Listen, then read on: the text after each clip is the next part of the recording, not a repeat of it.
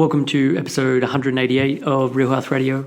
You can find the links talked about as part of this episode at the show notes, which is www.7, so the word all spelled out, SEVEN health.com/188.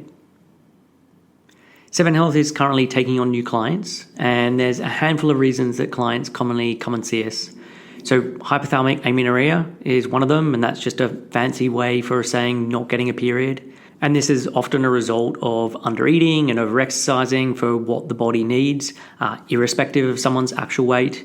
And it's almost always coupled with body dissatisfaction and a fear of gaining weight. Disordered eating and eating disorders would be another one, and we work with clients along the disordered eating and eating disorder spectrum.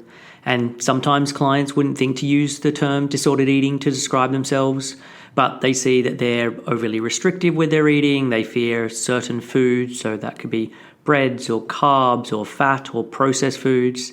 They feel compelled to exercise excessively, and or they find themselves binging and feeling out of control around food. Clients that want to move on from dieting. So they've had years or decades of dieting and they just realize it's not working, but they're struggling to figure out, how do you do food without dieting? So what should they eat? How do they listen to their body? What will become of their weight? They're just confused and overwhelmed. And then the final area is body dissatisfaction and negative body image. So many of our clients experience feelings of body shame and hatred, and they find themselves fixated on weight and determined to be a particular size and frustrated by what they see in the mirror. And they may even avoid social events or opt out of photographs or put off appointments as a result of their negative body thoughts. And all of these are areas where we're able to help. And we do so through a mix of understanding physiology and psychology. So understanding how to support the physical body and how it works, but also being compassionate and uncovering the whys behind clients' behavior and figuring out how to change this. So if any of these are areas you want help with, then please get in contact. You can head over to www.7-health.com/help, so HELP, and there you can read about how we work with clients and apply for a free initial chat. And so the address again is www.7-health.com/help, and I will also put that in the show notes. Hey everyone, welcome back to another episode of Real Health Radio. I'm your host, Chris Sandel. So I mentioned last time on the show that we are now giving away a book from our resources page with every new episode of the podcast. So you can see our resources page at www.7-health.com/resources. It's also in the menu on the left-hand side as when you drop down the normal menu as part of the website. The resources page is still a work in progress, but you can see a list of our favorite books and favorite blogs there. And so for the book giveaway this week, the winner is Emma Yu. So Emma, we will be in contact to send you a book of your choosing. And if you would like a chance to win, all you need to do is leave a review on iTunes, take a screenshot of it, and then email it to info@7-health.com, and then you'll be permanently entered into the drawing. So this week on the show is a guest interview, and my guest is Will Siu. So Psychiatrist Will Siu, MD, approaches his work with the goal of lasting patient-centered healing, using his skills and experience to help clients find healing within themselves. As part of that process, Siu manages psychiatric medication, including medication discontinuation for those who are ready, and provides integrative psychotherapy. For interested patients, this involves meditative and spiritual work, and in some cases, ketamine-assisted psychotherapy by oral lozenge or intramuscular injection. Siu also offers integration services for those who have experienced ayahuasca, LSD, psilocybin, or MDMA. So this is actually an interview that I've been wanting to do for a really long time. So for quite a while now, I've been watching the resurgence in research with psychedelic substances. So substances that were banned back in the 1960s But prior to this, for 2 decades, were being used with great effect to treat depression and anxiety and alcoholism and smoking and a number of other mental illnesses. And these substances, despite being banned for a really long time, are now making their way back into clinical trials and are actually on the cusp of returning to being legal medications again and legal medicines. And Will is someone who is a big part of this movement and is doing phenomenal work both as a psychotherapist but also as a level-headed advocate for how these substances can be reincorporated back into our society. So as part of this conversation, we cover Will's background, so studying as an MD, then joining Harvard Medical School to do his psychiatry residency, and then how he found himself disillusioned with really what was on offer to help people. We chat about how he was first introduced to psychedelic research, which coincided with his own psychotherapy. We go through each of the psychedelics. So we look at psilocybin, which is magic mushrooms, LSD, ketamine, MDMA, which is the substance in ecstasy, ayahuasca, and DMT. And we look at what these substances are, what is the differences amongst them. We chat about where each of them are in terms of research and clinical trials and what they're showing potential to be useful for in helping, and some not just potential but are actually helping. And we also then talk about the therapeutic process with these substances, because as Will points out, it's rarely about just taking this substance and then the healing is done. It's that they give access to trauma and aspects of the mind that then can be addressed through therapy. On the day that we recorded this, the internet gods were in a malevolent mood, and I've cleaned up the audio as much as I can, but the quality is a little patchy in parts at Will's end. Unfortunately, this just sometimes happens with these kind of things. But despite this, I'm so grateful for Will's time and for this conversation.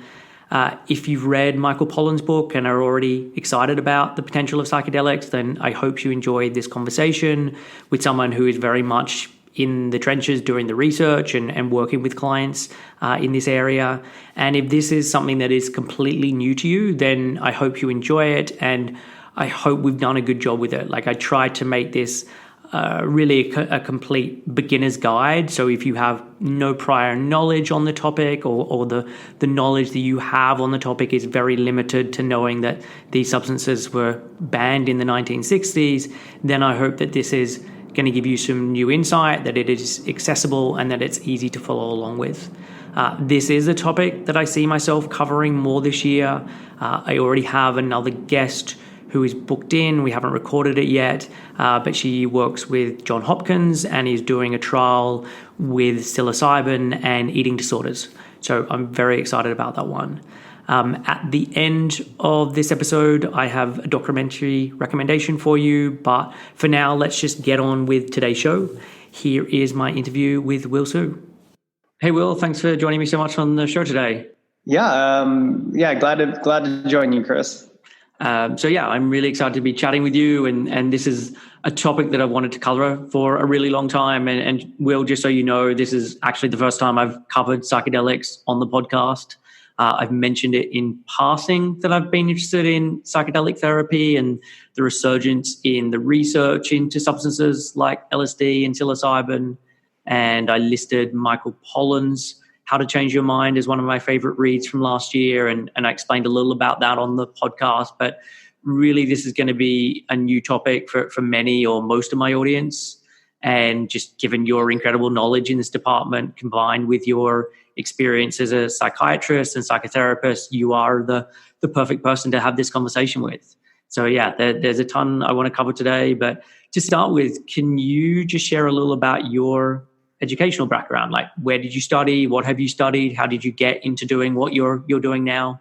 Sure. So I was born and raised in Southern California. So I did my university out here in neuroscience, and also went to medical school in Southern California at UCLA.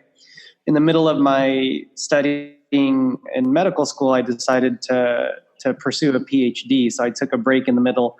I got my PhD in immunology over at Oxford in the UK. And then subsequently, I then specialized as a psychiatrist in Boston at Harvard Medical School. And it was kind of there that I got first interested in psychedelics. Psychedelics were not anything I had taken before that. I didn't have interest like most people. I thought they were dangerous and addictive drugs. And I was raised Jehovah's Witness. And so really psychedelics were the last thing on my mind in terms of taking. I was very traditional in terms of antidepressants being the answer, and I wanted to research new forms of antidepressants. But really, I ended up having my own mental health struggles. And it was through that experience that I realized that, these medications, for the most part, meaning antidepressants, don't really work, and they have a lot of negative side effects, and that we were, really ready for something else. And kind of chance meeting with a faculty member in the same department as me ended up having me introduced to Rick Doblin, who started MAPS. And it was really, that meeting that really got me into the research and psychedelics as a healing modality. And so when you first started studying at medical school, where did you think that was going to take you? What was your initial thoughts of where you're going to end up? Wow, I rarely get asked that. So cool. So when I first started medical school, I wanted to be a surgeon, actually. I was really into neuroscience. I thought the brain was very fascinating, and I was really into microsurgery. So I actually ended up, for about 6 years focused on becoming an ophthalmologist. So I wanted to specialize in eye surgery, and in particular, inflammatory diseases of the eye. So, very much not psychiatry and not psychedelics when I first started off. Okay. And so what was it within psychiatry that then changed that direction for you? Yeah. So for me, it was actually, realizing what, like a lot of students, I think definitely in the United States in medical school, I was, looking for what we call the lifestyle specialties, really specialties that pay really well and that you don't have to work that hard. And it's just funny. I'm smiling right now, even saying that, because to think that that's the way I used to think. But, so there's a handful of specialties, and usually they're surgical subspecialties where that's the case. What I ended up really realizing, when I had to actually make the decision of what to do, was that, surgical subspecialties have become incredibly specialized. Like there's I think 6 or 7 different specialists, surgical specialties of the eye. It's like you've got people that just trained to do surgery on the front or the back or the middle, or just do inflammation. And you essentially, at least with ophthalmology, you do, 2 or 3 different procedures 90% of the time the rest of your life. And so what I realized for myself was, yes, I could make a lot of money, but I thought, my future was pretty bleak in terms of keeping things interesting, and that it was going to get boring, that if I just did surgery. And so, as I struggled with that was when I started seeing a therapist for the first time. And I was like, whoa, the mind. For the first time, I got exposed to Freud and what the unconscious was, and how much that influences our everyday life. And so it just was incredibly fascinating. I met a lot of older psychiatrists who, still had practices and were still very engaged in their profession and really loved what they did. And so that was kind of the trajectory to getting me into psychiatry. And at what point then, with getting into psychiatry and however long you were practicing that, was there then the discovery of psychedelics? Yeah. So, I was interested in psychiatry. I changed, trajectory to go into that in my last year of medical school. And then I applied to residencies, and then I moved to Boston to do my training at Harvard. And it was 1 year after arriving there that, again, I had this fantasy in my head that I was going to be a researcher with an MD and a PhD, and that I was going to discover new, antidepressants, and that this was going to be what my contribution to the world. And I remember it was a year into that training where, we got a lecture on antidepressants for depression. And at that time, and I still think it holds, the largest scale psychiatric trial, double-blind, placebo-controlled, was this, it's called the STAR-D, which is antidepressants for depression. And I remember them presenting it this way, that, this is the best data we've got. And I was all excited about it. And they were like, basically, with this like double crossover study, it was like 1/3 of people no longer have depression after this like 6 months trial. And I can't remember how many like years the follow-up was. And I was like, a third? I was like, I trained for 15 years after, the age of 18 or high school here for a third of people getting better. And I remember then they compared that to placebo, which was around 19 or 20%. So basically I was like, what the hell did I just do? For 10% better than placebo, that's what I did all this training for. And then it really just hit me. I was like, my God, I'm in my mid-30s. I'm in a lot of financial debt. Like, what do? I just like wasted my life. And so that was really my deep entry into my own psychotherapy, into my own mental health treatment. And it really had me look at life. It kind of, I guess, took a lot of the fantasy and it made me really actually sit and think of what do I actually want to do with my life. And so I went into psychotherapy, and I had a childhood best friend that, as I was going through this crisis, he happened to he just had a friend that introduced him into a psychedelic called DMT. And it was totally by chance. And for months and months, he was saying, you should read about these. They've been doing clinical trials. And I'm like, no, these are dangerous. They're addictive. And finally, he got me to reading about this. And as I was mentioning earlier, it piqued my interest. And then Rick Doblin, who started MAPS, happened to live like a few blocks away from the hospital. And it was really the combination of all of those things that made me realize, wow, these were very powerful. They had a lot of potential. Because of, political, legal reasons, they were made illegal in the late 60s, early 70s. But wow, these actually hold tremendous value. And on top of that, in modern day, starting in the 90s, there was a resurgence in research of MDMA, especially, and then psilocybin, or magic mushrooms. And it was kind of just like being in the right place at the right time. And then I got involved at that time. And so I know we both used the words psychedelics a number of times already, and we're gonna keep saying it in this conversation. So I think it'd probably be useful for us or for you to define it. So what is a psychedelic, just for people who haven't heard that term or have heard that term but don't really understand what it means? Yeah, that's a great thing to cover early on. So because it is, I agree, getting thrown around as just this general term, and psychedelics are actually incredibly varying in their effects and their impact. So Dr. Stanislav Grof is a psychiatrist who he's still alive. I think he's about 90, but he has the most, what I think is the best definition for psychedelics. And he is kind of really well known as really the grandfather of the field. He was working as a psychiatrist in the Czech Republic when Albert Hofmann discovered LSD.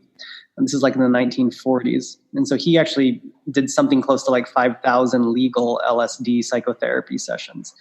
But anyway, to go back to the definition, so he calls psychedelics non-specific amplifiers of the unconscious. And so to me, that is, again, my favorite definition, because it's really just saying these different compounds open up different aspects of our mind, of our body, and it honors that we don't know what it's like. Sometimes it's visual, sometimes it's emotion, sometimes it's physical sensation. But they really just, open up just what's under the surface. And so what substances typically fall under the category of psychedelic? Just so we can start that. And I want to, at some point in the conversation, go through each of them and have a bit of a chat about the research around them. But just as a starting point, what falls into the general category of psychedelics?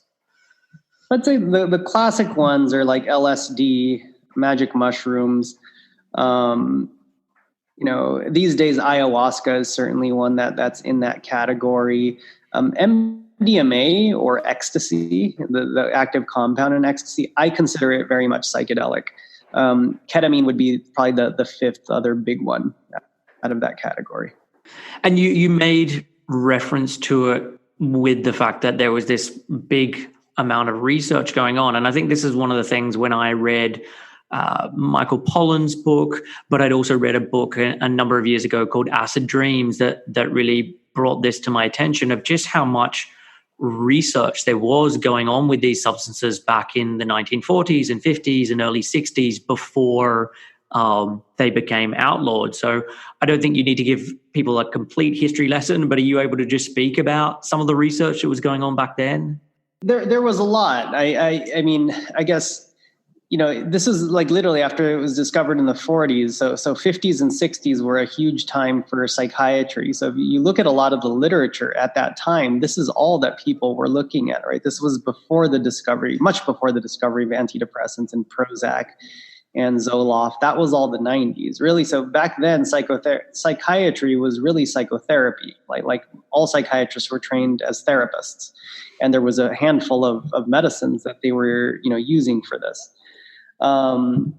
Really, I guess for me, the most impactful thing as I was early on researching this was that I had looked up a paper that had been published by Julius Axelrod, who was at the National Institutes of Health in the United States. And, most people outside of medicine probably won't know him, but he won the Nobel Prize a few years before this paper was published that I'm about to mention for discovering the medical and biological significance of adrenaline, so norepinephrine, epinephrine. So after he won the Nobel Prize, he was researching a psychedelic called DMT, which these days is very much connected to like Burning Man, hippie culture, and it's this very powerful psychedelic. But I'm like, wait, why is this researcher, again, at the top, one of the top institutions in the world who won the Nobel Prize, researching DMT, and it's getting published in literally one of the two most prestigious journals. This was in Science. The journal is called Science, and he published a couple papers in there. So that was just to me one of the significant pieces of evidence from a physician's point of view. I was like, whoa, like these were all being researched by the top mental health professionals in the world at that time. And so what stopped that and made these illegal? Was it just the whole sort of counterculture that went on in the 1960s and they just had to pull the plug, or that's the explanation, or what happened that meant that these drugs just couldn't be used? Yes, I mean, I would say the major hurdle in the end ended up being the political piece, right? Richard Nixon, I think in 1973, signed the Controlled Substances Act, which basically made all psychedelics illegal, even for research, right? So it really put a full stop on research. And it's interesting because I think of it in today's context of here in the United States. It would be like Donald Trump all of a sudden saying today we're making, this compound illegal, right? It wasn't the doctors that were standing up saying that this is dangerous, that this is addictive. It was not the researchers. It was the president of the United States that made it illegal. In terms of why, I'm not someone who likes to blame and say, I know this was purely political. It was clearly a political decision in the end, but I think what was leading up to it probably had some concern, right? You had Timothy Leary and Richard Alpert, who was, more recently now known as Ram Dass, who, this group, and I can't remember the third guy now, but these were all Harvard research professors who were studying LSD, and they started giving it to students and handing it out outside of the research environment. So, I have a mentor who's very much into philosophy and history, who says, he doesn't judge things in history as good or bad until at least a few hundred years after they happen, which is basically like to say, like, I don't know what Timothy Leary did. Was it good or bad? Or, was this whole thing just, the way I think of it is just what was happening in culture at that time. Would it have been good at that time or even now to just say, let's give everyone wide access to LSD and psilocybin? I don't know, but so it's more just observing what happened at that time. Yes, there was the counterculture movement press against the Vietnam War was not going well. People were starting to question why we were doing what we were doing. And all this got held up. So, I more look at it as just, it's what happened. And so when did the shift then start to happen that these substances started to be investigated again and started to enter back into research trials?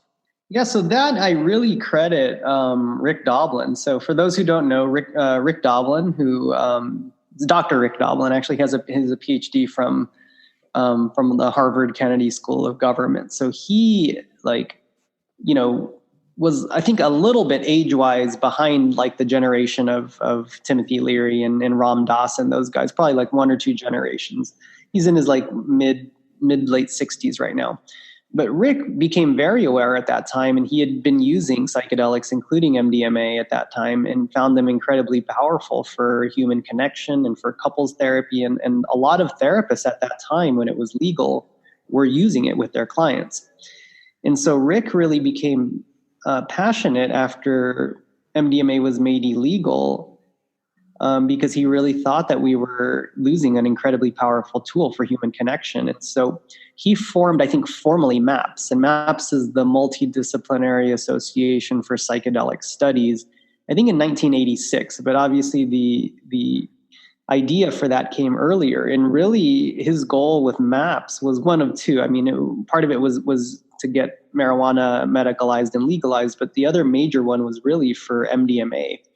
So Rick, essentially from the early 80s, late 70s, was planning what is happening right now, and so it was really a lot of foresight. So he was really, went to the Kennedy School. That's when he got his PhD at Harvard, and his thesis was on Timothy Leary's study of magic mushrooms on spiritual leaders at Boston University. So he kind of did a follow-up study of Timothy Leary's original study, and then started really educating himself and working to lobby and to give evidence to the different players in the government, the FDA, the DEA, etc., and which ultimately led to the first modern psychedelic studies in the mid-late 1990s with MDMA for PTSD, which is really was the root of everything that is happening right now.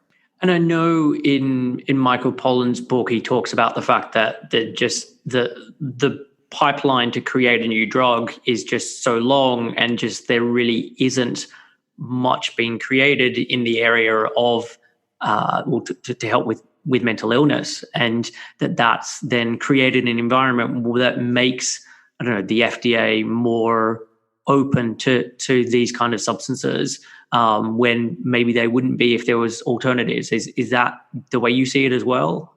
I think that's one of the factors. And one thing, I can't remember if I mentioned it. So MAPS, which Rick started, is the Multidisciplinary Association for Psychedelic Studies. Just to mention that it's a nonprofit that he started back then. So I don't know if I said that in its thoroughness.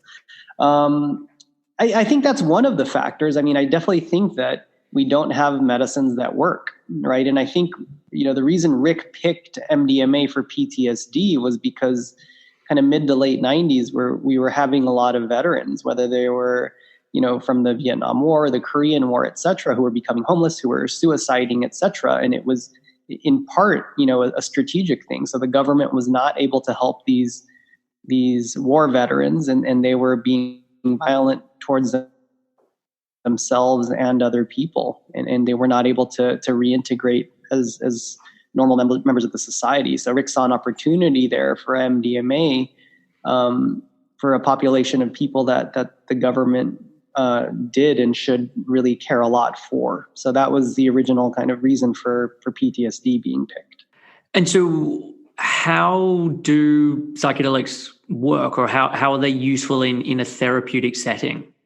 The way I think of psychedelics, and so if we take Stan Grof's definition, so non-specific amplifiers of the unconscious, so what, and I think, again, so I'll reiterate that I think it's an emotional unconscious, a physical unconscious, a mind unconscious. So it kind of opens up just what's tucked under the surface is the way I think about it.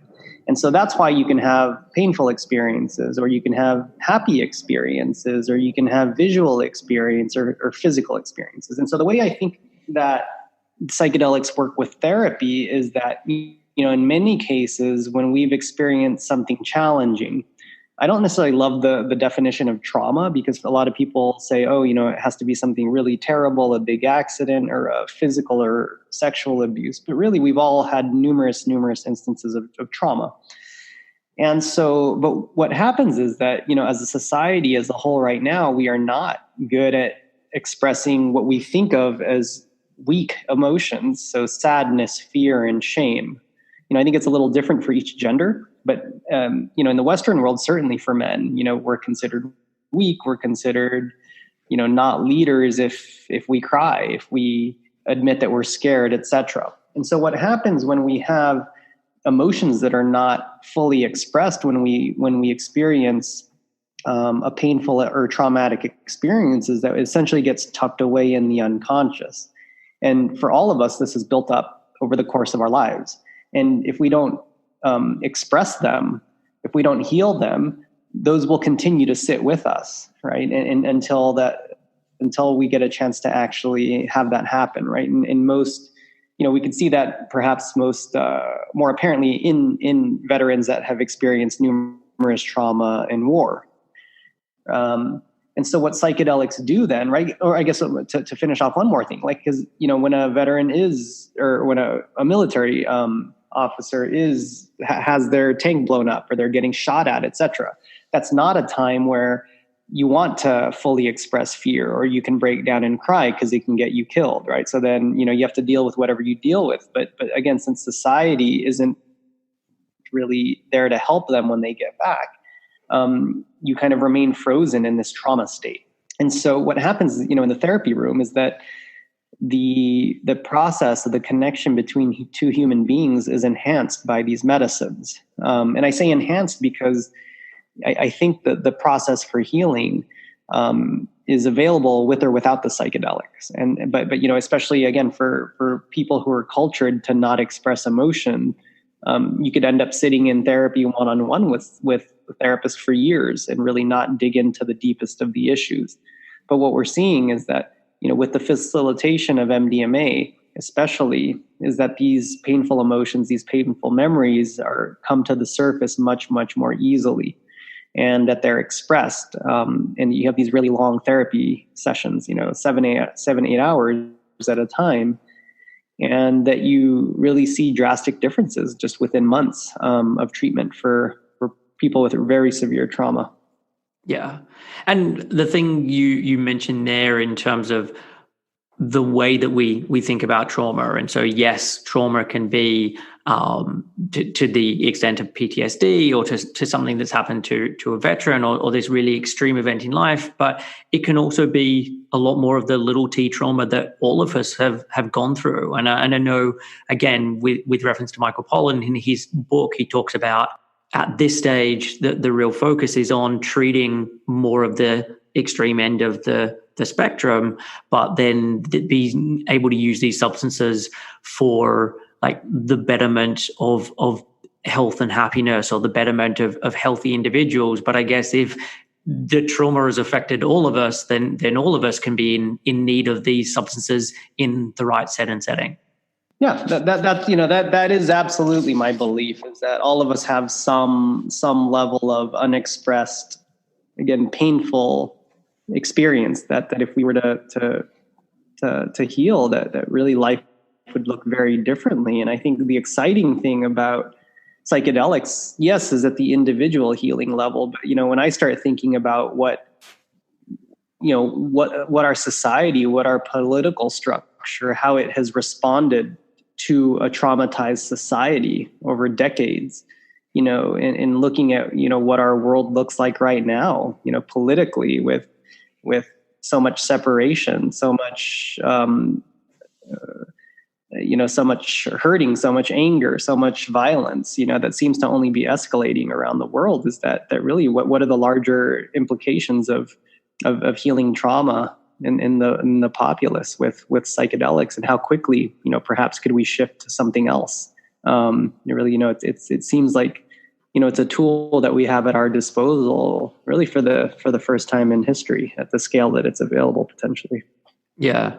And I know you talk there about, okay, in the therapeutic session, it helps to sort of just break down some barriers. And so people are able to open up and chat about things that they potentially otherwise wouldn't be able to, or it just gets them there a lot quicker.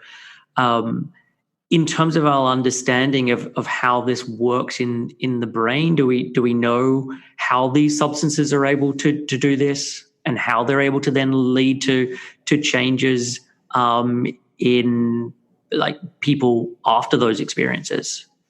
It's interesting. So you mentioned the brain. So as a physician, I have moved more towards, what do these medicines do in the room? Like what do people talk about? How easily do they access emotion?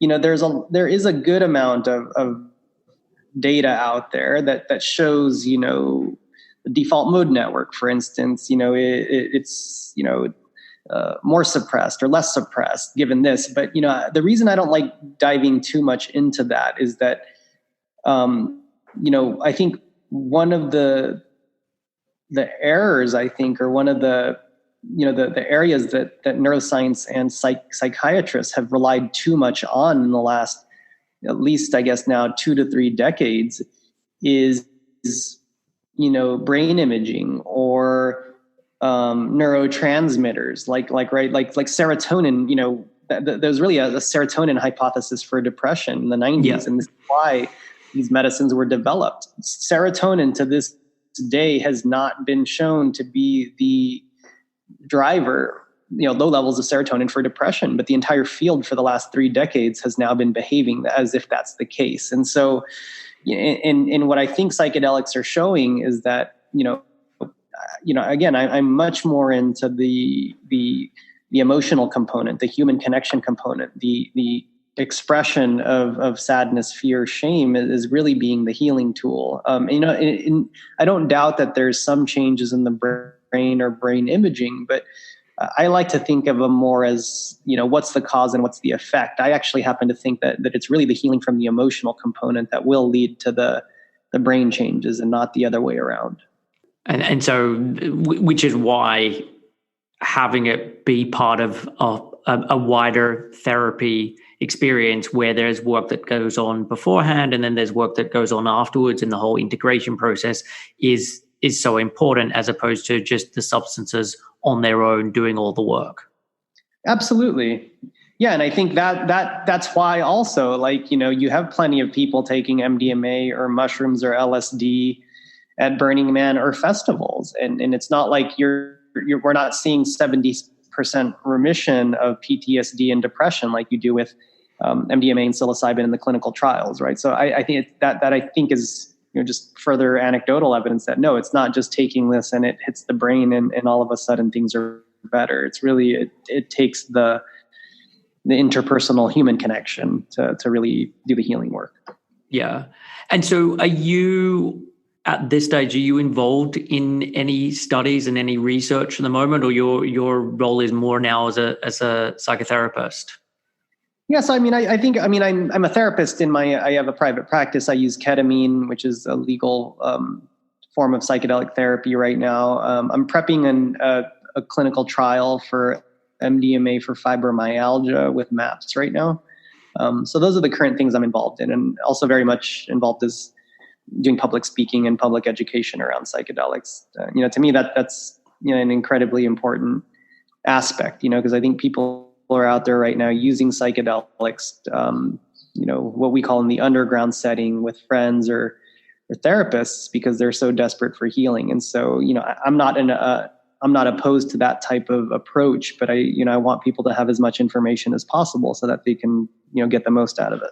And it's interesting you mentioned then about doing a study with fibromyalgia, because I think of fibromyalgia as much more as being a physical illness as much as it is to do with mental.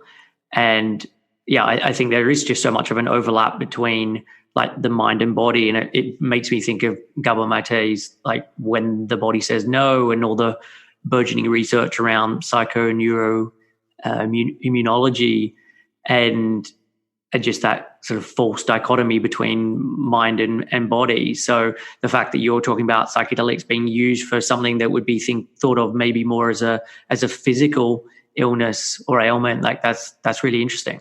Yeah, and that's actually been a pet project of mine for like the last 5 years. I do think that there's a dichotomy between the mind and the body in the Western world, and I think honestly, I think that's probably a large piece of why we're in the problematic area that we are in right now with mental health in the Western world.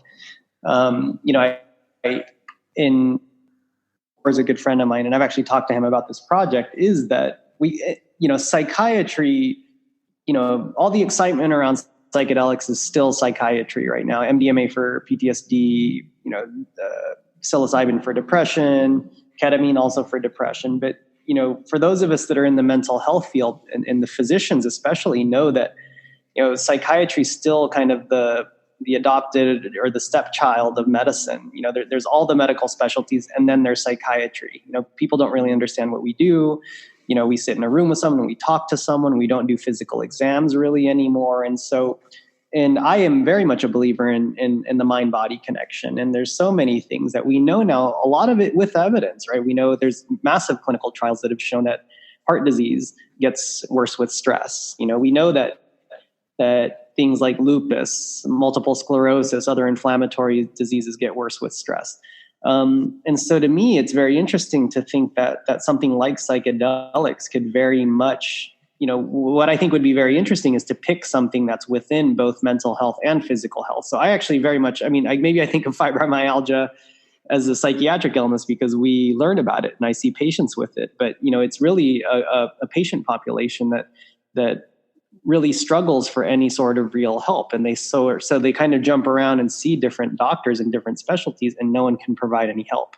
Interestingly, it's a pain disorder, but really we don't see the levels of prescription or addiction to opiates that we do in fibromyalgia with other pain syndromes, because it actually, patients will take it and it doesn't help them. And so, I think it's more of a physical manifestation of PTSD, as opposed to classic PTSD, which appears to be, more in the mental health realm. And so there's also a very large correlation between PTSD and fibromyalgia. It's something like 70% correlation or something like that. So, I think my goal with a project like this would be to, if we can heal something that's chronic and hasn't been treated well with the psychedelic in a very short period of time, will we get the attention of kind of the rest of the medical specialties of really of the mind-body connection, but also of just psychedelics as a healing tool? And could we use psychedelics for autoimmune illnesses, or other diseases? And do you know of other trials that are going on that really interest you in that realm of like, okay, this feels like it's moving out of just the mental illness space and is doing something a little different? Nope. As far as I'm aware, I'm the only one that's been kind of working to do this. And so you mentioned MAPS before, and I know like you've studied with them, you did their MDMA-assisted therapy course. So what was it like doing that training? Yeah, it was incredibly powerful. I've done 3 separate weeks of it. They've since consolidated it to 1 week. I think my first training with MAPS was back in 2014. And it was incredibly powerful, because at that time, even though I had an intellectual interest in psychedelics, I didn't really know how it worked. I had not been an experienced therapist yet. And so, the training was beautiful. It was with Michael and Annie Mithofer, who are kind of the main researchers in their home in South Carolina. And we got to review a lot of the video sessions of patients that they had seen. And so it was really a huge, huge turning point for me to really consider the possibilities of not only psychedelics, but really the field of psychiatry, what was possible. And for the first time, I think by then I had been thinking and talking about psychedelics for about 2 years. And certainly the time is different now, but I'd gotten a lot of like feedback from professors saying, don't talk openly about this. You're going to ruin your career. Like, these things are dangerous. But for the first time, like meeting other physicians and therapists at MAPS, it was like, wow, I finally met like a community of people who I felt looked at mental illness in a similar way. And we're talking about emotions and talked about, the trauma being held in the body and fascia and body work and breath work and stuff. And so it was a very, beautiful experience. And did that feel like a big deal? Because I guess like you've come up through this very classical training with prestigious universities, and to then talk about psychedelics just feels so different. And I can almost forget now because it's been brought so much into the wider consciousness with people like Michael Pollan talking about it more. But I'm guessing back in 2014, it was a very different space, and most people hadn't heard about this, and most people in the medical field would have thought of this as quite a detour. So did it feel like a really big decision? It was huge. I mean, honestly, at the time I was really afraid. Because again, I had gone from this MD, PhD, I had gotten all these like just degrees from prestigious places. And I was like, am I like making the biggest mistake of my life by associating with psychedelics and, this Burning Man hippie community. But but it was really a big test. And honestly, a thing that's continued to give me many gifts of following my intuition and my heart, right? And it was one of the major times that, now this happens all the time, but for me at the time, it was like, is the rest of the world or is the rest of the field, are all of these professors potentially wrong and I'm right? As a trainee, especially, or as a young person in any field, often, we are told to really read the books and listen to our professors and that is the way the world works. And so it was a time where I was like, finally, like, no, like I know what is right. I know what I want to pursue. I know that this makes sense. And it doesn't matter that all these institutions and professors at these major places, both in private or in public, were saying that these were not to be looked at, that these were dangerous and addictive. And so now you've got like every major, or the very major universities in the United States all starting psychedelic research centers. And so, it's very powerful and beautiful. And I actually had my program director, who was kind of in charge of the trainees. I gave a talk at Harvard at the psychiatry department. This was like 2 or 3 years ago. And she came up to me and she's like, Will, she's like, what's it feel like? She's like, I remember when you were first talking about these. And I kind of told her just what I told you. And she's like, yeah, she's like, you really did see it from the start. Well, not really the start, but I guess that was still pre-Michael Pollan, but yeah, it feels good. And I think it's just I hope it's just inspiration for anyone out there to just really believe in yourself, and what your intuition is telling you. Yeah. And so how was it then? Because I know it was part of the MAPS, because I know you then did MDMA-assisted therapy, like you were part of a trial. So how was it for you when you finally then got to experience that?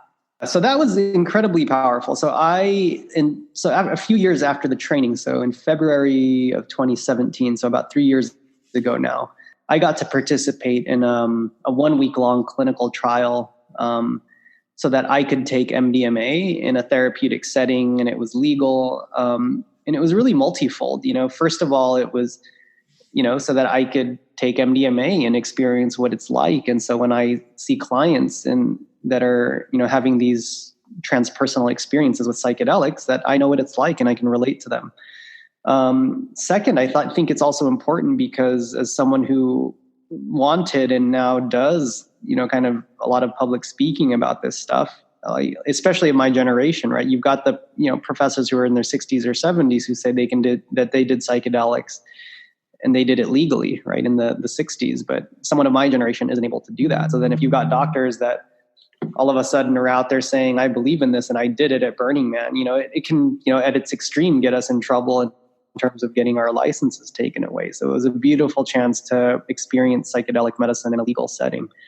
The part that I had least anticipated at the time, funny enough, was like my own healing. I was like, oh, well, okay, like I can go and do this thing. But I mean, that was the greatest gift of all, that it really helped me through a trauma that I had been carrying with since, probably about the age of 9 or 10. And so really within that week-long experience of taking MDMA and in the integration experiences in therapy in the weeks after, it's silly to throw a number, but, I did work there that would have taken me years, if not decades, to do. And so I guess like the proof's in the pudding, like you were finally like, okay, I get to do this substance, and then it does the things that I've been hoping that it would do because of all the study I've done and all the testimonials that I've heard from other people, but you got to experience that yourself. Yeah. It was incredibly special on many levels. And in terms of like, obviously you talked about there being able to do it in a legal setting, like how does it work as a therapist? Because like, is there an amnesty that is given so that therapists can then take it so that they then know what it's like for the people that they're working with? And I mean this as well for the people running the clinical trials, because it's not like heart medication or diabetes medication. Like if you're doing therapy with someone in that setting who is having this altered experience, you kind of want to know what that experience is like for yourself. Yes. But yeah, there is no amnesty whatsoever right now, and it's tough because I think it's a major hurdle right now. MAPS is expanding, their ability to train therapists and provide them the experience. Like the FDA recently gave them more slots for therapists in training. I know that one or two of the other organizations that are starting or have already started the magic mushroom psilocybin clinical trials, they also have a similar, or it's in the plans for them to be able to take psilocybin in a legal setting. But you've got to, it's really incredibly limited right now. So it's an important topic that the resolution is not clear right now. Okay. So look, what I want to do is just go through a number of the different psychedelics and just discuss where we are at the moment in terms of research, what's been shown to be useful, and just, get a bit of a sort of state of play with each of them. Can we start with psilocybin, like magic mushrooms? So what is it? Can you explain a little bit about it? Yeah. So psilocybin is what we would in the West would say is the main psychedelic within, or the main psychoactive compound within magic mushrooms. And there's different types of mushrooms. But so that it would be like or another way to say it's an ergot derivative. So there's like many different mushroom species that have psilocybin in it. There's also derivatives of psilocybin. There's also other, compounds within psychedelic mushrooms that are psychedelic that are not psilocybin. So it's one way to say it, but it's been the focus of the research. And so it's like psilocybin is like an isolated compound either outside of those mushrooms, or it can be manufactured in a laboratory kind of from kind of other chemical precursors. And am I right in assuming that part of the reason they've used psilocybin is because it just doesn't carry the same baggage that LSD did? So it was kind of, easier to slightly fly under the radar because it didn't raise as many flags? I don't know how much that has played. I mean, I think of it, a major thing at this point is just the amount of time that it lasts, right? So psilocybin experience under the guidance of therapists, can probably last anywhere from 5 to 8 hours. As opposed to LSD, which tends to be more on the order of 10 to 12 hours. I think a major reason why I think LSD at this point is not used is just because it's so time consuming, right? And so one of the things that is going to be important going forward is the availability of therapy because of the cost, right? And so if you're hiring, most of the psychedelic trials, if not all of them right now, require two therapists to be in the room. So that's going to be a major hurdle for costs, right? So, you're talking about a 6 or 8 hour cost of a 1 day therapy with with MDMA or psilocybin, or you know 10 or 12 of with LSD. So I think the major piece is really about the length of the time it lasts. Okay. And so what is the research with psilocybin at the moment? What has it been shown or proved useful with? Yeah, so I'd say that the major things in the United States, so psilocybin for end-of-life anxiety. So, you know, the first major trial with psilocybin in the US was at Johns Hopkins, where they looked at people with basically life-threatening conditions, cancer, heart disease, et cetera, and they gave them psilocybin. I think it was one dose, and looked at decrease of you know symptoms of anxiety, and it was hugely significant. I'd say the major thing happening right now is psilocybin for major depressive disorder and treatment-resistant depression. So they're kind of two parallel clinical trials that are happening by two different sponsors. And so those are both now, I think at this point, at the phase 3 clinical trial stage, which is kind of the last major stage that the FDA puts up before something is prescribable. So those are kind of large-scale trials happening right now. Okay. And what would a session with psilocybin look like for someone in the room? So what is going on? What is the aesthetic of the room? What are they doing while it's all happening?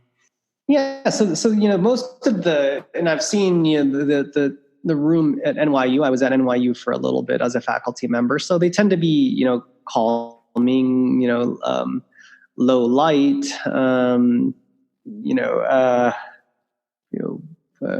guess maybe spiritual or, you know, Buddhist type of decor. I guess it sounds horrible to say it that way for some reason, but, you know, very a calm kind of setting. You know, the clients will usually be wearing an eye mask and wearing headphones that play music the vast majority of the time. And, you know, the music tends to be non-directive, so it does not have lyrics in it. And it tends to be instrumental. But really the choice of the sound is usually up to the therapist. So by talking to the researchers in the psilocybin trials, from what I've heard is that most of the clients spend most of the time with the headphones and eye mask. And that would be a little bit different than with MDMA for PTSD, where with MDMA, it tends to be more interpersonal and much more talking. So psilocybin tends to be much more of an internal experience, and the therapists are more there to provide support. And with that internal experience, what is that, as best as you could describe it for someone, what is that internal experience like? So, I mean, that would be, I mean, it can be all of the above. You know, it could be from seeing, like literally, like re-experiencing a memory or an event from earlier in life, childhood or not. It could be a traumatic experience. It could be a very loving, beautiful experience. It could also be, I guess, a very physical experience where people are not having a narrative that's playing out, but are experiencing, say, a sensation in the body that they normally have when they are scared or when they are sad, but that it intensifies and it pulses and it shifts and it can move to other parts of the body. And then therefore, like movement or having body work by an experienced therapist can be helpful to kind of move the trauma out of the body. And you can also have people have transpersonal experiences, and transpersonal meaning really, experiences that are, thought of as like non-ordinary in our current culture. So could they have an experience of being revisited by ancestors or dead relatives, or could they connect to like a previous life, a reincarnation, or an experience of themselves in the future or something like that. So I would say those are examples of different experiences that someone can have. And with the current research trials, then how much time do they then get after that session? So is there like a follow-up for one session with the therapist, for multiple sessions? How is it normally structured? So yeah, usually, the MDMA trials, for instance, we think of them as like 3.5-4 month trials where people are coming in to see their therapist every single week. And about every 4 weeks, people will have a session with MDMA. So kind of 3 sessions over 3 or 4 months. And it's similar for the most part for the psilocybin studies, except like some of them have done 1 dose, some of them have done 2 doses, and some I think are planning or doing 3 doses. So, it's essentially like 3 or 4 preparation sessions. You have the experience, and then you have 3 or 4 sessions to make sense and to make the most out of the experiences. Okay. And just as a kind of a side thought, how do they do, are these meant to be double-blind studies? And if so, how do you make it so that someone doesn't realize that they've had a placebo? Because I think the difference between having an MDMA session and not, or having a psilocybin session or not, is going to be pretty obvious.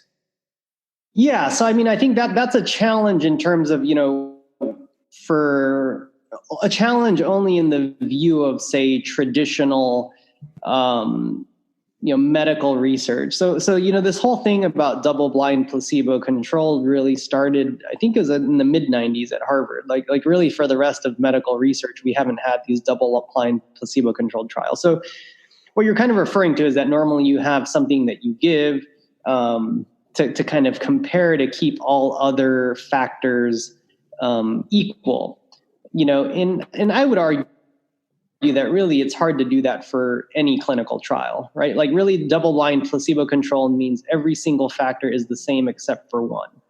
The reality is that with psychedelics, you give one person a psychedelic 1 week or 1 day, and you give it to them a few days later, and they have a completely different experience. So just in the nature of what these either natural or chemical compounds are, they basically don't lend themselves to do placebo-controlled trials. Okay. And I think there's some people who in the medical research community that are like, well, this is, how could we believe the data, this, that. But again, we're seeing numbers that you can't even compare with the rest of mental health. 70% plus getting better from depression or PTSD with MDMA or psilocybin. So, yeah, to me, it's not really a major issue, but it is something that people bring up. But yeah, I don't think there's any solution for, a true placebo within psychedelic clinical trials. But are they even trying to do that, or it's just like, it's not going to work, so we just aren't even putting that into the trial? Oh, no. So all the phase 3 trials right now are, do have a non-treatment group. In the past, people have used, say, Benadryl, or people have used a low dose amphetamine like Adderall or something. But yeah, so it's not just open label, meaning everybody gets MDMA or psilocybin. There is a control group that for the most part, the researchers have done their best to try to control. Okay. And so in terms of the next psychedelic, so LSD, so what's the research with LSD like at the moment, and what's underway? The only trial that I've been sort of aware of is an LSD microdosing study in the UK. Actually, I think there may be one or also active in Australia. In terms of a clinical trial for a clinical indication, there was like a LSD trial where they looked at brain imaging, but it wasn't looking like at a clinical outcome like depression or anxiety or something. The microdosing study also may have been more of a survey. So it was kind of surveying people that had microdosed. So it's LSD is definitely not at the stages of where MDMA or psilocybin are in terms of clinical research that's sponsored. Can you just explain what microdosing is for anyone who doesn't know what that means? Yeah, so it's a topic. It's kind of a hot topic. Microdosing, in its original definition, people would say it's like taking a sub-perceptible dose of a psychedelic, meaning like you take it and you don't notice any effects during the day, consciously at least. And most people would report that to be like 5 or 10% of a normal dose of mushrooms or LSD. And if you take it supposedly every 3 days or so 3 days is really that time frame is really provided because most molecules have kind of a period that where if you give it the biology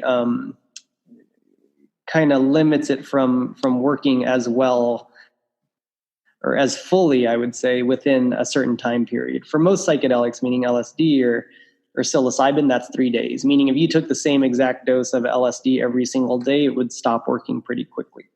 So the point of microdosing would be to take this small dose of a psychedelic and take it every few days at some sort of regimen, and have some thought that might be helpful for mental illness or something. I think the way most people are practicing it these days, I think people are just, I don't love the word microdose. I think it's just taking smaller doses of psychedelics, more on the range, I would say, of 10 to 20%. And, in my opinion, I think it's interesting to take something that is slightly perceptible. And the way I think of microdosing, or the potential benefit of microdosing, is that it's kind of like when, if we're going out on a date or we're going out with some friends and we want to drink a glass of wine or a beer, where it can take away some of the jitters. We can maybe be a little bit more of ourselves, that will take some risk. And that's the way I think microdose kind of helping. You can have maybe more difficult conversations. You can be more open with emotions, etc. And I like that about, the analogy with alcohol. But obviously, most of us don't stop after one drink. And then, alcohol has this piece of disinhibition. So then we start behaving in ways that are not actually in line with the way we want to behave. And so that's where I kind of see microdosing having a very interesting potential in the future, that it's a dose that you can take, that it's not going to be like a full dose of mushrooms or acid where you couldn't walk around, you couldn't talk to family members or friends, like you would be just in a different plane than the rest of them. But it's a little bit that you can take to kind of test the waters and to potentially have more authentic communication with a group of people. And so you said that there's one trial or potentially two trials looking at that. Yeah, just in the very, very early stages, though. Yeah. Okay. So ketamine then. So what is ketamine? So ketamine, it's of all the psychedelics at this time, it's the one that I'm most excited about. So ketamine is legal medication that doctors have been using for decades now, 30, 40 years, mostly within the realm of surgery. So a lot of people think of it, I think, inaccurately as like a horse tranquilizer. Yes, is it used as a horse tranquilizer? Yes, but it's really an anesthetic, and it's a very powerful anesthetic. Most emergency rooms, most emergency rooms and operating rooms around the world use ketamine as an anesthetic. And for many, many reasons, it's incredibly useful and powerful, and it's also very cheap, and it works quickly. The history behind ketamine was about 20 years ago. There was a surgeon who had been using different forms of anesthesia for his clients, and then started looking at his data, and then started seeing that the patients that had depression, so surgical patients that he was seeing anyway, that happened to be depressed and were anesthetized with ketamine, were doing a lot better. And so it was really from that route that then mental health started looking at ketamine. So really, ketamine's not new. It's just more new in the news in the last year or two. So psychiatrists and mental health folks have been using it probably at least about 15 or 20 years to treat depression.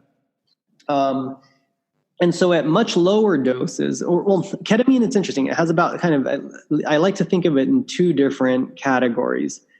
Ketamine can, at a high dose, for someone who's depressed and suicidal, and I mentioned depression and suicide, I think most of certainly the published data is in that realm for ketamine, and also anecdotal evidence from my own practice, is that ketamine at a high dose in someone who's very depressed kind of acts like, resetting your computer, or like, forcing your phone to restart after it's frozen. It's just like this way of almost like electroconvulsive therapy, of just jolting the system and doing a quick reset. Yeah. And it works uniquely, unlike any other medicine that we have in mental health for that. And so that's one way I think of ketamine working. The other way I think of ketamine working is with lower doses, where people are not completely dissociated. So actually, that's a term I should talk about. So ketamine, it's a dissociative, meaning that it at high doses can disconnect from the mind from the body. And again, in the realm of anesthesia and surgery, if you disconnect the mind from the body, you can cut someone open because they won't feel it.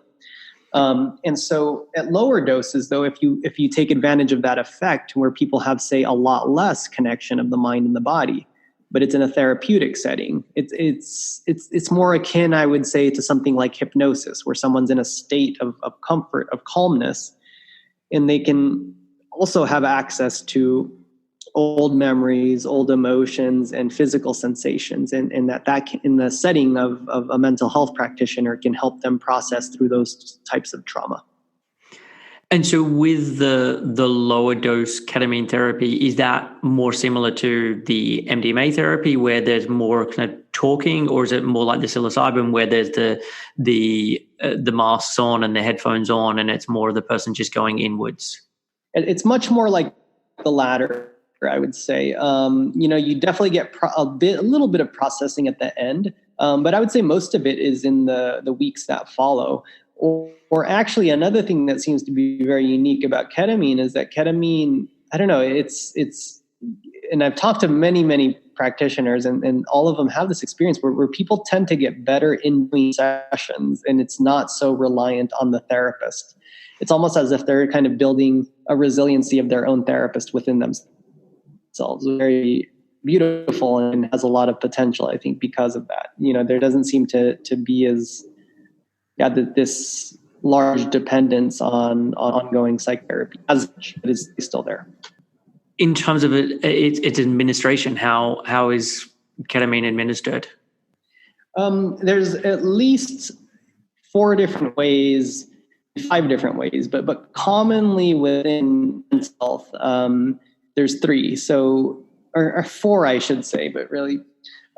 So there's an intranasal version, which I think is not the way to take it. I think it's the newer version that has been licensed by a pharmaceutical company, but really the consensus within those of us who have been using it is that it's not so useful and it has a large potential for addiction. But in terms of press out there, it's getting the most because you've got a large pharmaceutical company that's really pushing for it.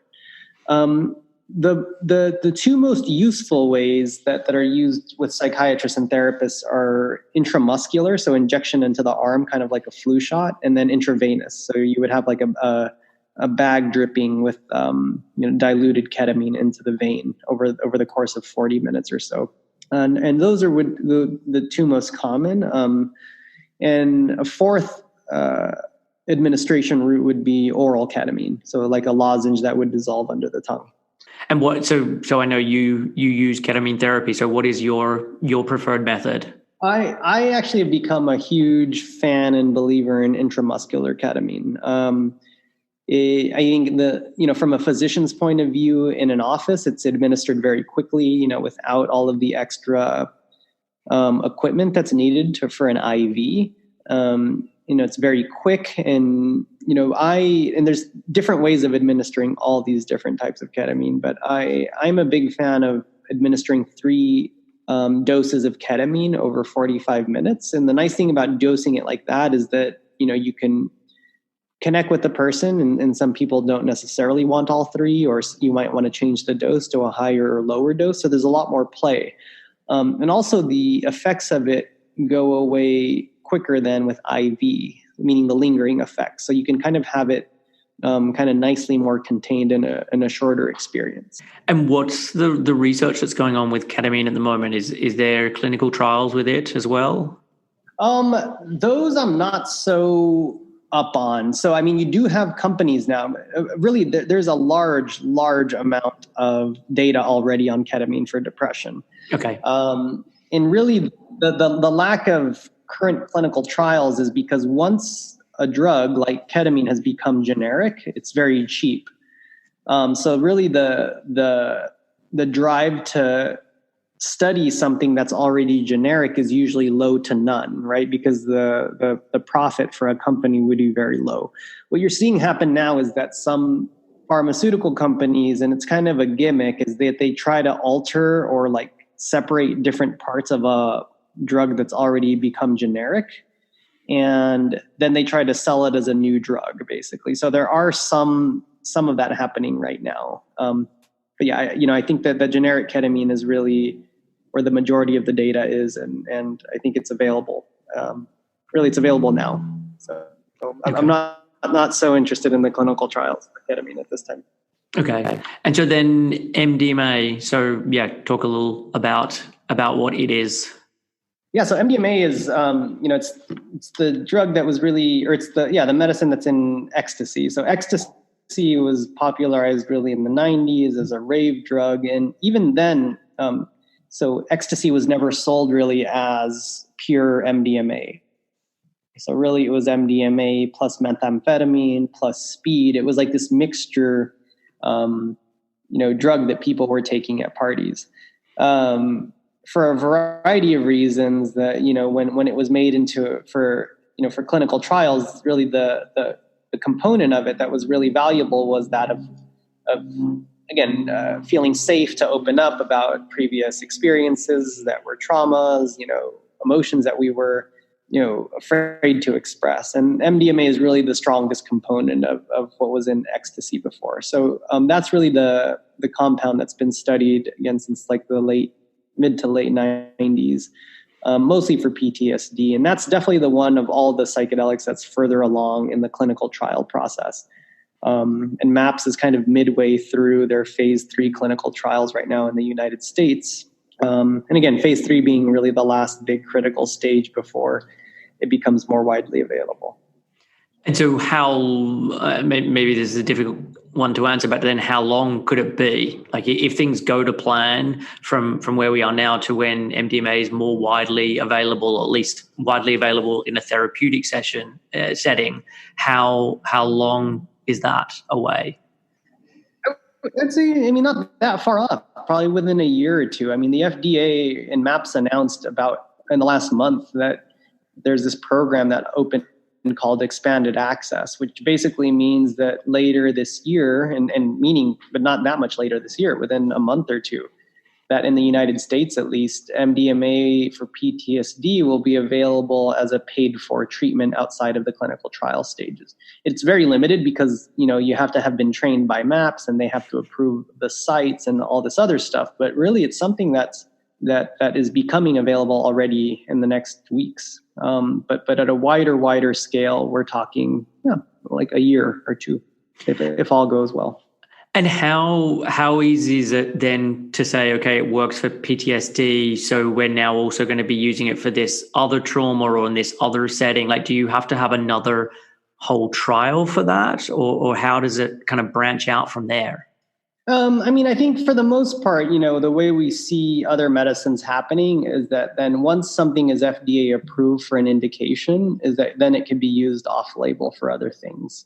So ketamine, for instance, I think has 2 FDA approved indications for pain and for anesthesia, but people use it in mental health. Prozac, Zoloft are used for anxiety, even though the approval is for depression, for instance. So if it follows kind of the way pharmaceuticals have before, it could in theory be used off-label without having to do large-scale clinical trials.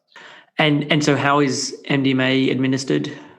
It's an oral capsule with kind of a crystallized or powdered pharmaceutical grade MDMA. Okay, and there with this, it's the therapy is going on during the session that the person is taking the MDMA. Absolutely, yeah. The MAPS hasn't published like a study looking at the participants, but I would say that 50% of the time or so, people are engaging and talking about their experience, while the others half of the time they're with the eye mask or headphones, but sprinkled out, kind of going in and out every 30, 45 minutes or so. And so then the next one, and I don't know if I need to just put these two together, like ayahuasca and DMT. Do you want to deal with them separately or just as the same?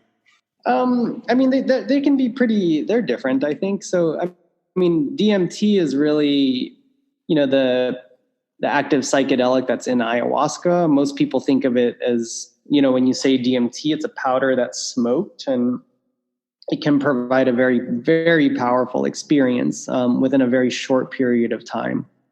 People used to call it the lunchtime trip in the 60s. And so, I think that that's accurate, meaning like you could have a very, very powerful experience and be back at work within an hour, and you can have had the most powerful experience of your entire life. And so, it's essentially by administering it in an inhaled form, you get this, again, incredibly powerful transpersonal experience that begins within 15 or 30 seconds, and the peak will hit within a few minutes, 2, 3, 4 minutes.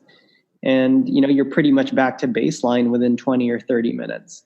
And I say transpersonal because, it tends, a DMT experience or ayahuasca experience as compared to, say, MDMA, again, can get very much can feel not connected to this reality, meaning you'll have experiences of time travel, of space travel, of connecting to, perhaps non-human entities, etc.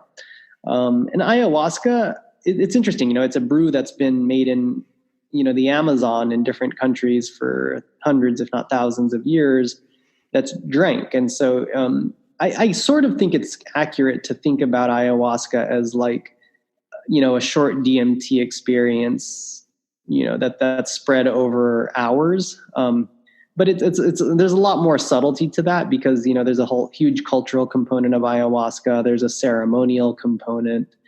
In ayahuasca, there's also, it's a brew of at least two different plants usually. So you have all the different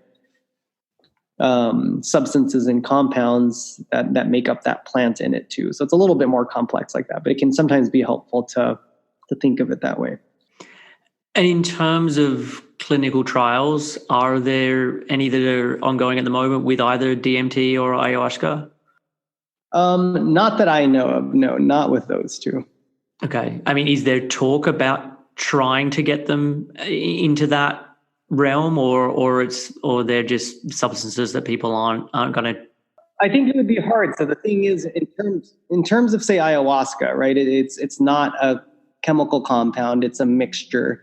You have a very widely varying experience of the practitioner, and sorry, not the practitioner, but the client. You can it can be very much less predictable, and so I in terms of a pharmaceutical development in the United States or in Europe, I think that's going to be, it's going to be a long time coming if it ever happens, and I don't necessarily see it needing to be that way. It's just not something that's going to fit in a pill bottle, right? And sold at the drugstore down the street. DMT, it's interesting. I mean, there's definitely some interest in some of the nonprofit and for-profit pharmaceutical companies. Some people are playing with like the possibilities of an injectable form of DMT. Could that be facilitated in a psychotherapy type experience? But these are all at early stages. Maybe. I don't know how those will pan out. But nothing's like on the immediate horizon right now. And what about the addictive nature with any of these psychedelics? Like, I know for a lot of times they're being used to help with alcohol addiction or with smoking cessation, and it can feel weird to be recommending a drug to replace another drug. Like, is there any worries around addiction?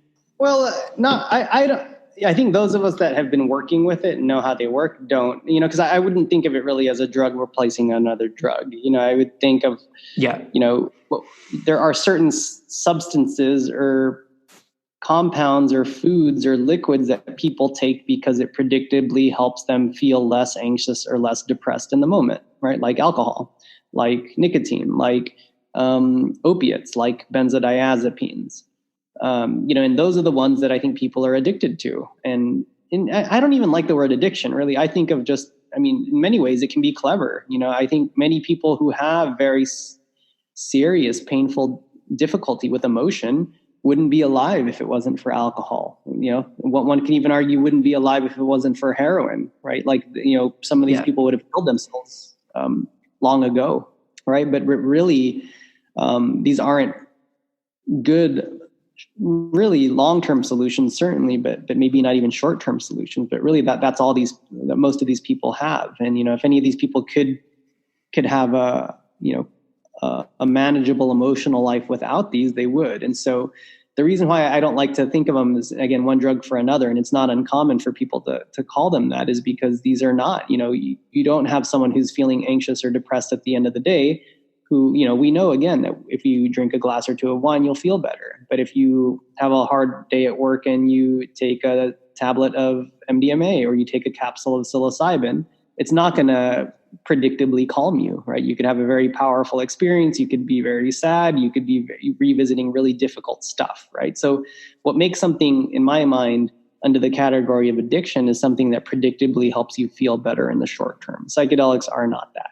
Ketamine, maybe a little bit. But really, I was much more concerned about the addiction potential of ketamine, and we really don't see it like so much in the clients. So that of any of the psychedelics, I think has potentially the highest abuse concern, because it can predictably help people escape difficult emotions in the short term. And what about from a toxicity standpoint? Is there any concerns with any of these, or it's the fact that you're doing it so infrequently that's just not really something to worry about? Yeah, I haven't seen anything that seems worrying from damaging of neurons or anything like that. No, I think part of it that is, as you say, it's the infrequency of use when used in a therapeutic setting. And so then talk about what the integration process looks like after a session. And obviously it can go in so many different ways in terms of what happens with someone's experience depending on the psychedelic that they're using. But what is like integration and why is it so important, and what does that kind of look like? Yeah. So the way I think of integration is that, I don't think of, there's a lot, integration has almost become like a buzzword also these days, where people are like, you got to train in integration and you got to, I don't think of it that way. Like, I kind of think about it as like, if you have a therapist that really knows how to help people feel better, that knows how to connect to their humanity, that knows how to listen, that's what we're talking about in integration. Basically, people have these very powerful experiences that make them look at themselves, their world, what they've been doing, their family, their friends very differently. And arguably, I think at a more authentic or genuine level of where they want to be in life, and that can be very powerful in a short period of time. What I think about, though, is as a person has that experience of seeing the world more authentically and how they want to be, they then kind of have to go out and test the waters. Like, will the world respond to me in this way? Will some of my friends respond? Yeah, but not all will. And am I willing to make the changes in my life? Or do I need to change my job to be able to spend my time doing the things that I want to do, or have the energy at the end of the day or on the weekend to do what I want to do? So the way I think about it is integration is can a person be supported after a very, very powerful psychedelic experience to make the changes in their life, or to maintain the changes in their life that it takes to support kind of their new outlook and their new way of being in the world. So, that under the medicalization of psychedelics has been called psychedelic integration therapy. But, if we've got just a really amazing group of friends or supportive family members, or if we can seek those people out, the integration can happen through those avenues as well. And with the clinical trials, is there much of a focus on that part of it and trying to work out, okay, what can help? All of them really focus on that, and I think it's critical. So I think, I tend to say like 80-90% of the long-term benefit of psychedelics is in the sober work that's done in the weeks and months after. We see very often these days with retreats popping up that people will go do mushrooms and, in Jamaica or in Amsterdam, or they'll go do ayahuasca in Peru. They'll feel amazing and they'll come back kind of preaching to preaching to everybody about how amazing these medicines are. And within a few months, they're back where they were again. It's really because we don't see the ongoing support. I think in part, it's because, not that many people have the awareness and the knowledge to be able to provide this kind of support for someone. But the other piece is that's not the piece that's as sexy as having these intense visions and going through all this thing and charging a bunch of money to do it. People, at many levels, it's just aren't willing to put in that work. And I think that's where, I think it's important to have some focus because, I really look at psychedelics simply as a tool. It's like meditation, or it's like having a Buddhist practice, or it's like having any other tool. But if you don't really support it, fully, the tool itself isn't going to lead to long-term wellness. Definitely. And do you think part of that is down to, I don't know, a misexplaining about how powerful psychedelics can be and not talking about the everything that has to happen after that kind of an experience, where people think I just go off to the Amazon and I do this experience with a shaman and then everything's done?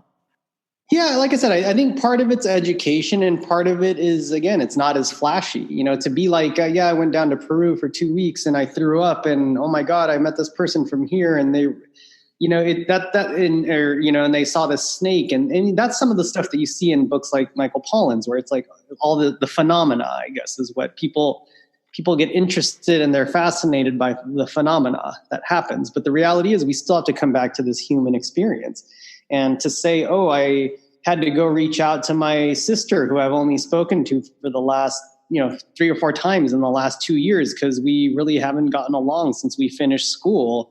And, she got married and whatever. And I tried to talk to her and be more authentic with her. And, maybe it worked a little bit, but it was really shitty. And we ended up getting in an argument, like that's stuff, the stuff that's not sexy, but that's the stuff that like it takes to shift our life and to really become more connected human beings, right? Or it's I came back and I had to have this talk with my girlfriend or boyfriend, and you know what? But it's really scary to break up with them because I feel a sense of aloneness. And so, you know what? I know this relationship's not good for me, but I'm staying in it anyway right now, and I don't know what to do. That's the integration that needs to happen. And again, that's not something that's exciting to write in a book or watch in a documentary, at least at this stage.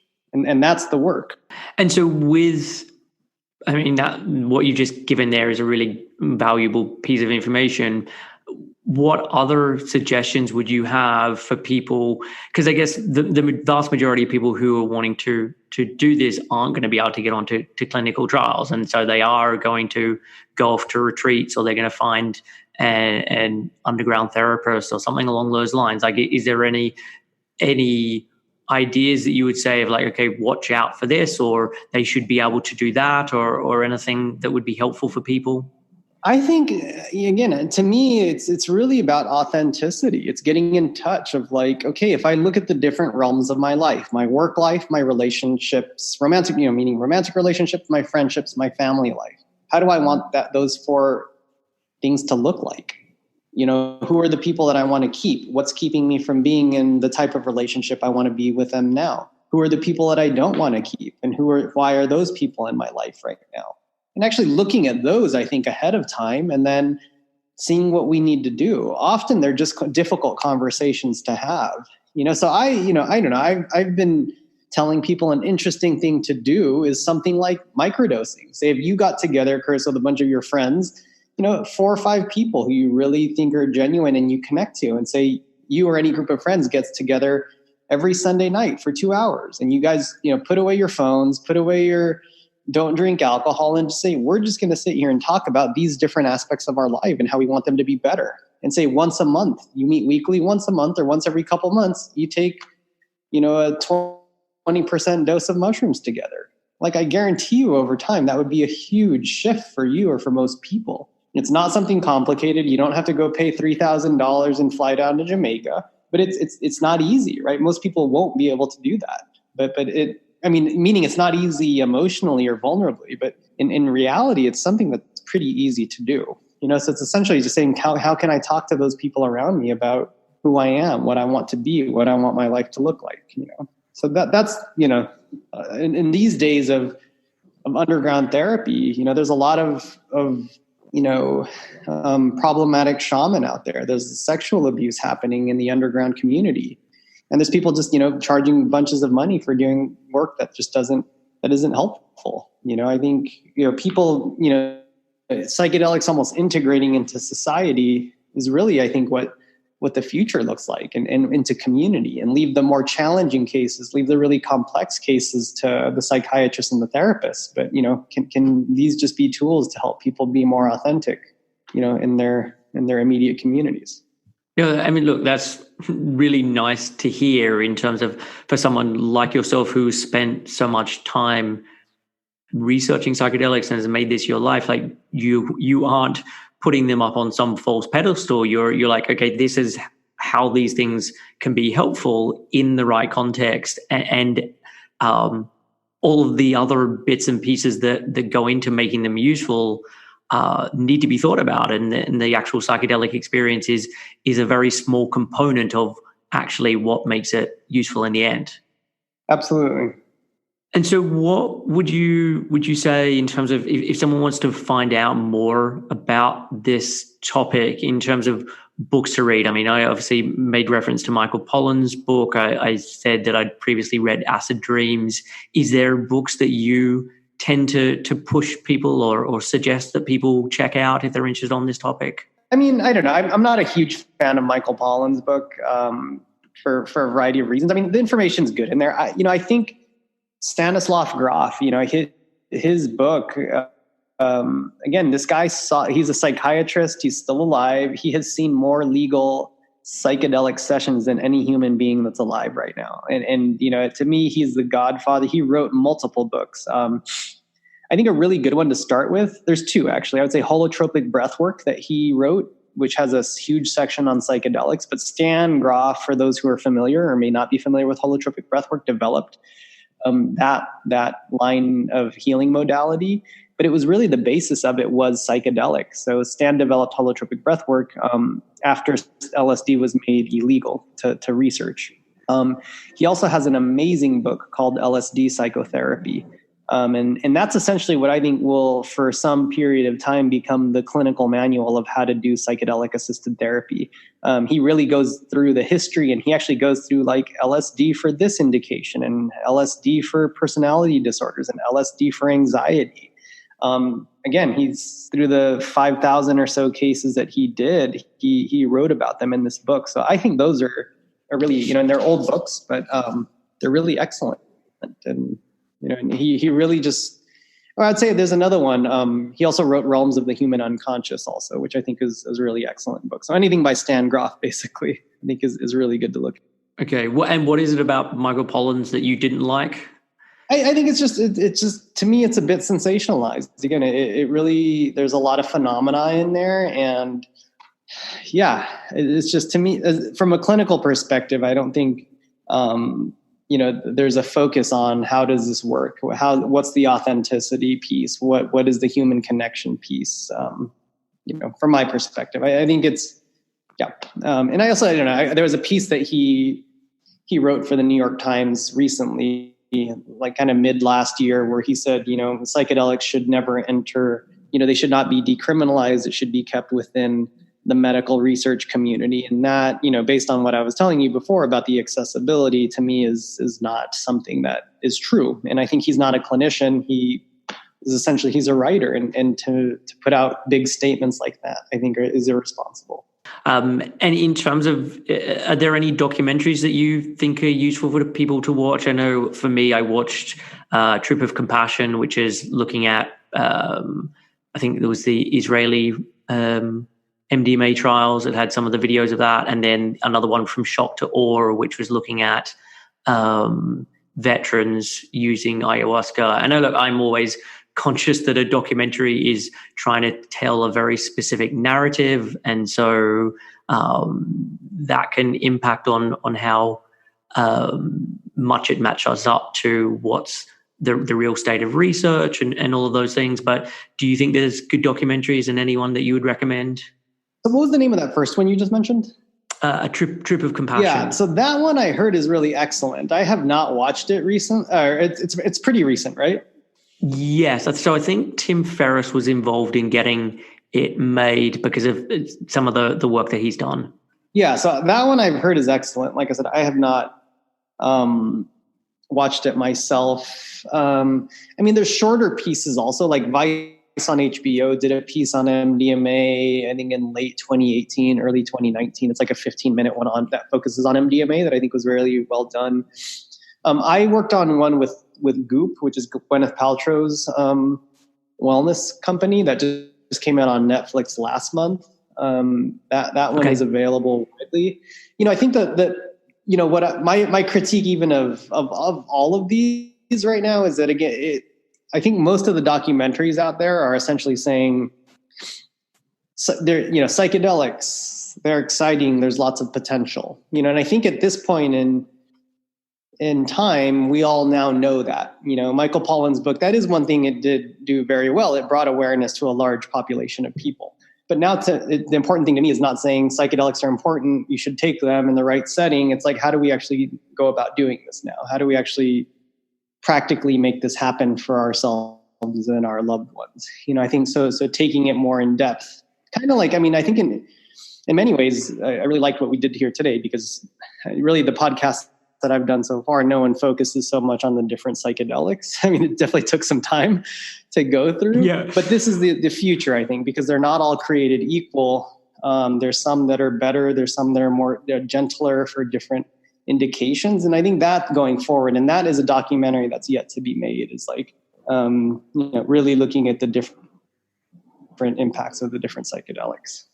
Well, I thought the Trip of Compassion one was, from my perspective, was really useful because it was almost like just being a fly on the wall in a therapy session, and it gave you a real sense of what goes on during a session and how useful they can be. And it didn't feel so sensationalized. It felt like they're all video recordings from when they'd done the trials. And I guess for a lot of people who have absolutely no experience with this and has never seen it or experienced any of these things for themselves, it gives them a little bit of a view of what that would be like when, I don't know, trying to explain to a 10-year-old what it's like to be drunk if they've never been drunk before.